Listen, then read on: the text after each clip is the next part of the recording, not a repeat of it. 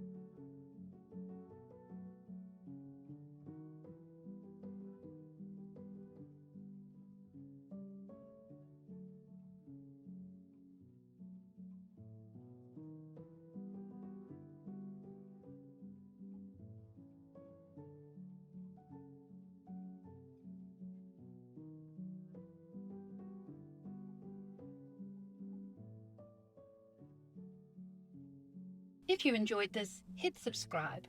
I do a mix of real watercolor and Procreate tutorials. Grab the free Cupani Sweet Pea template from the link in the description. And if you want this passion flower or any of the other 17 templates, the full Sweet Peas and Cottage Climber set is linked there too. Tell me in the comments which one you'd paint next. I'm tempted to do the wisteria. Thanks for watching.